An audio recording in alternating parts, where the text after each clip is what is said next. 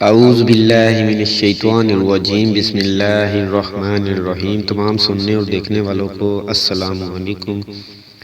دوستو، آج میں آپ کے سامنے حاضر ہوا ہوں ایک نئی ویڈیو کے ساتھ۔ حضرت بابا فرید الدین گنج شکر رحمۃ اللہ علیہ کی کرامات اور ایک تیلی کا قصہ، جس کی بیوی کو حاکم بادشاہ اپنے پاس رکھ لیتا ہے اور وہ آپ کی کرامات کی وجہ سے اس تیلی کی بیوی کیسے واپس آتی ہے، یہ جاننے کے لیے ویڈیو کو شروع سے لے کر اینڈ تک ضرور دیکھیں تاکہ آپ کو پورے واقعے کی سمجھ آ جائے۔ اور ایک گزارش بھی ہے کہ جو لوگ چینل پر نئے ہیں وہ چینل کو ضرور سبسکرائب کر لیں اور ساتھ ہی بیل آئیکن پر بھی کلک کر لیں تاکہ آنے والی مزید نئی ویڈیو آپ تک بآسانی پہنچتی رہے۔ اور اگر میری ویڈیو اچھی لگے تو ویڈیو کو لائک کرنا نہ بھولیں اور ویڈیو کو زیادہ سے زیادہ شیئر ضرور کریں تاکہ معلومات دوسرے لوگوں تک بھی پہنچ سکے۔ آئیے چلتے ہیں ویڈیو کی جانب۔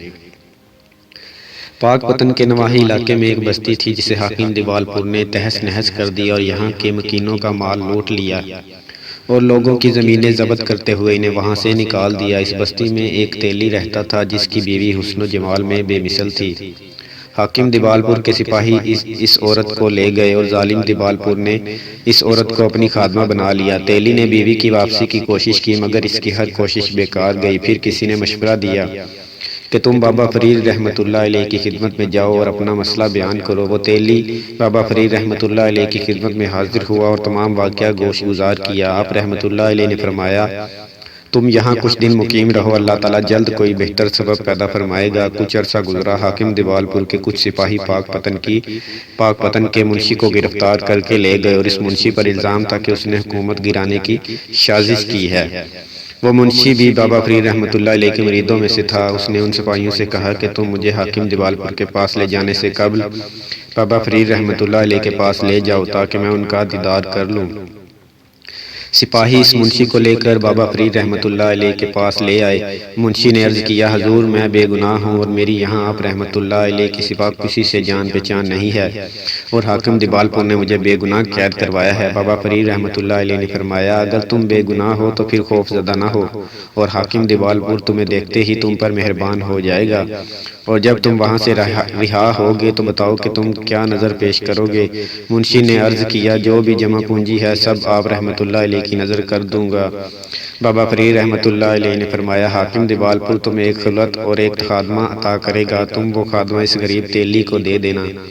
منشی نے آپ رحمۃ اللہ علیہ کی بات سنی تو جان گیا کہ اب اس کی رہائی ممکن ہے۔ تیلی نے بابا فرید رحمۃ اللہ علیہ کی بات سنی تو عرض کیا کہ حضور، میرے پاس بھی دولت ہے اور میں کئی خوبصورت جوان خادمائیں خرید سکتا ہوں، پھر مجھے اس کی جانب سے عطا کردہ خادمہ کی کیا ضرورت ہے، جبکہ مجھے تو اپنی بیوی چاہیے جس سے میں محبت کرتا ہوں۔